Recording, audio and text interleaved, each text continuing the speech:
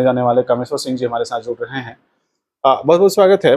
जिस तरह से चुनावी परिचर्चाओं का दौर है, सबसे अधिक काराकाट की ही चर्चा हो रहा है। आपके मन में क्या चल रहा है? जिस तरह से पवन सिंह भीड़ जुटा रहे हैं, वो वोट में तब्दील हो पाएगा या ये जो उपेंद्र कुशवाहा हैं, उनकी परेशानी थोड़ी सी बढ़ी है? सबसे पहले तो मैं आप रोहतास दर्पण के की ओर से आए हुए उदय बाबू आपका स्वागत करते हैं सर। और आपने कहा कि पवन सिंह के आने से उसके साथ काफ़ी भीड़ जमा हो रही है, तो क्या यह मतलब वोट के रूप में बदलेगा या नहीं बदलेगा? मेरा मानना है कि पवन सिंह के साथ तो वही लोग घूम रहे हैं जो लोग की उम्र 18 से नीचे है, जिनको वोट देने का अधिकार भी नहीं है। अच्छा। और वो सिर्फ फोटो खिंचवाने के लिए और सेल्फी वगैरह कराने के लिए ही घूमते हैं। ऐसे जैसे कहावत है, पवन का मतलब होता है हवा, और हवा आता है चला जाता है, तो पवन सिंह वही है, आया है चला जाएगा। आप देखिएगा 15 दिन 10-15 दिन के बाद ये जीरो पर चला जाएगा, इसको कोई पूछने वाला नहीं होगा, ये जान लीजिए आप। एक बात है, आप कह रहे हैं कि नॉमिनेशन के बाद जिस तरह से पवन के पीछे अभी भीड़ चल रहा है, वो भीड़ धीरे धीरे छंटते छंटते पवन अकेले पड़ जाएगा। एकदम अकेले पड़ जाएगा। अभी भी अकेले ही पड़ रहा है जहाँ जा रहा है। अभी तो पता चला है कि गया हुआ था कि वहाँ हमारे मीडिया के भाई को कॉलर पकड़ करके खींचतान किया उसका कार्यकर्ता सब। तो ये तो बहुत निंदनीय बात है।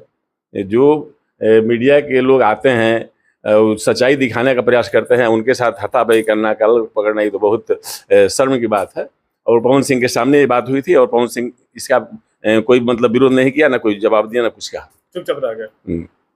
एक जो चर्चा का विषय है वो ये है कि उपेंद्र कुशवाहा के पास एक टीम है, टीम लीडर है, एक मैनेजमेंट है, बूथ स्तर तक के लोग भी इनके कार्यकर्ता के रूप में लोग हैं। पहले से एक जो चुनावी ये तैयारी होता है, उनके पास मुकम्मल तैयारी है। पवन सिंह अचानक आए, अचानक भीड़ लेकर आ गए। इनके पास बूथ स्तर के जो एक कार्यकर्ता होना चाहिए, वो कार्यकर्ता भी नहीं है, तो वो वोट में कैसे तब्दील होगा? ये सबसे बड़ा सवाल है। वोट में तब्दील होने का सवाल ही पैदा नहीं होता है। मैंने सुना है कि पवन सिंह का भाई कहीं मुखिया का चुनाव लड़ रहा था और पवन सिंह वहाँ काफ़ी 10-15-20 हज़ार आदमी का जुटान किया। जब इलेक्शन हुआ, वोट आया 133 उसके भाई का, और अभी चला है संसद का चुनाव लड़ने के लिए।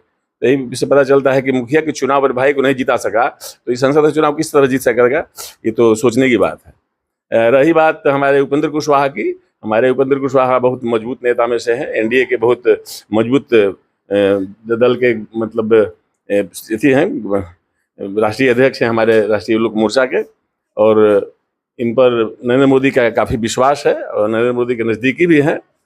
और हम लोगों की तैयारी बूथ स्तर तक हो चुकी है। बूथ से लेकर एकदम पूरे जिला लेवल तक हमारी तैयारी है। हर बूथ पर हमारा कार्यकर्ता एक्टिव बना हुआ है और ये मैं आपको आश्वस्त करता हूँ और भरोसा दिलाता हूँ कि हम लोग, पवन आवे चाहे कोई आवे, उपेंद्र कुशवाहा हमारे कम से कम तो 1.5 लाख वोट से के मार्जिन से जीतने जा रहे हैं। अच्छा, एक बड़ा सवाल है कि बीजेपी में सदस्यता ली थी पवन सिंह ने, इसके बाद निर्दलीय लड़ने का उन्होंने निर्णय ले लिया। हालांकि अभी नॉमिनेशन उनका होना बाकी रह गया है। बीजेपी अभी तक उनको निष्कासित क्यों नहीं किया, अगर वो निर्दलीय से लड़ने का निर्णय ले लिए हैं और ये बात बीजेपी को पता है तो? देखिए, बीजेपी के जितने भी वरीय पदाधिकारी हैं, चाहे वो राष्ट्रीय अध्यक्ष हों, चाहे प्रदेश अध्यक्ष हों, चाहे अमित शाह हों, चाहे मोदी जी हों, वो लोग ही इंतजार कर रहा है कि ये नॉमिनेशन तो करेगा पहले। अभी तो हुआ बना रहा है कि हम लड़ेंगे, नॉमिनेशन करेगा। ये निश्चित है कि भाजपा के बड़े पदाधिकारी इस पर कार्रवाई करेंगे और उसको पार्टी से निष्कासित करेंगे।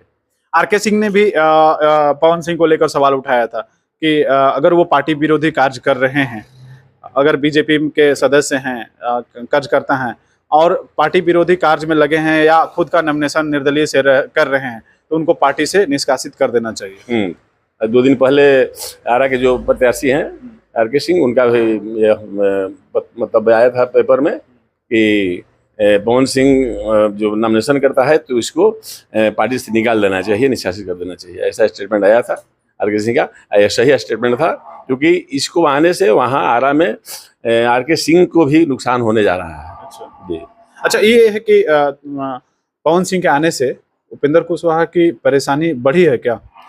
पवन सिंह के आने से कोई परेशानी नहीं बढ़ी हम लोगों की। ना हमारे नेता तो ऐसे नेता हैं, इतना मतलब वो शांत विचार के हैं कि कोई आए कोई जाए उससे उनको मतलब नहीं है, वो अपना काम करना जानते हैं और ये अपने दिमाग से, अपनी ईमानदारी से, अपने विवेक से कोई भी डिसीजन लेते हैं और इनको आने, पवन सिंह को आने से इनको कोई उस पर कोई फर्क मैंने नहीं पवन सिंह को वो गंभीरता से ले नहीं रहे। ले रहे हैं।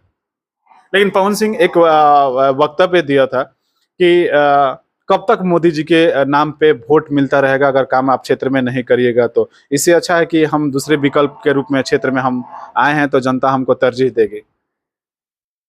पवन सिंह ऐसा बात ही कह रहा है, मतलब ये नरेंद्र मोदी के मुकाबला करना चाह रहा है क्या? नरेंद्र मोदी के सामने क्या है? कुछ है पवन सिंह? अभी काराकाट में जितने गांव हैं सब गांव का नाम भी नहीं जानता होगा ये आदमी, घूमा भी नहीं होगा, किसी को पहचानना भी नहीं होगा, तो किस बेस पे इसको वोट देंगे लोग? अभी हम लोगों की मीटिंग थी करीब 5-6 दिन पहले 5 स्टार होटल में। वहाँ हमारे मैंने पार्टी के बहुत वरिष्ठ नेता, खास करके राजपूत समाज से भी हमारे गार्जियन लोग आए थे वहाँ, है ना। मैं उनमें से 2-4 नाम भी लेना चाहता हूँ।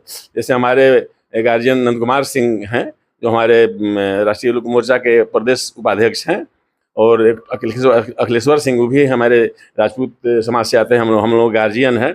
वो हमारे राष्ट्रीय लोक मोर्चा के राष्ट्रीय महासचिव हैं। ये आपका नाम इनका भी सुना होगा आपने, आलोक सिंह, जो कि हमारे अभी एमएलसी, अभी मंत्री बने हुए हैं, संतोष बाबू, उनके बड़े भाई हैं आलोक सिंह, वो भी थे। और राजपूत समाज से बहुत लोग आए हुए थे। उन लोगों ने यही बात कही कि पवन सिंह मतलब क्या? पवन सिंह नचनीय बजनिया है, उसको राजनीति का अनुभव क्या है? क्या हम हमारे क्षेत्र को कर सकता है? उससे हम लोगों को कोई उम्मीद नहीं है। आप लोग आश्वस्त रहिए कि राजपूत समाज का 80% वोट हम लोग दिलवाएंगे। हमारा राजपूत समाज एनडीए को के पक्ष में वोट करेगा और उपेंद्र कुशवाहा को हम अधिक से अधिक वोट से जिताने का काम करेंगे। एक और वहाँ पे उम्मीदवार एएमआईएम का अभी नया नाम आ रहा है, एक महिला वहाँ पे प्रत्याशी के रूप में जो चेहरा है, उससे क्या फायदा होगा? जो लेफ्ट का वोट प्रतिशत कुछ कटेगा अगर वो एएमएम से आते हैं, उससे क्या कुछ बेनिफिट होने की उम्मीद है पवन सिंह को या उपेंद्र कुशवाहा को? हाँ हाँ, वो अमियावर की महिला है, वो जैसे गांधी चौधरी एक हैं, उनकी माँ शायद मुखिया भी है, तो उन्हीं की शायद परिवार में से कोई चुनाव लड़ने का नाम की चर्चा अभी हो रही है। तो हाँ, निश्चित रूप से अगर वो आती हैं तो कुछ न कुछ तो फायदा होगा हम लोगों को।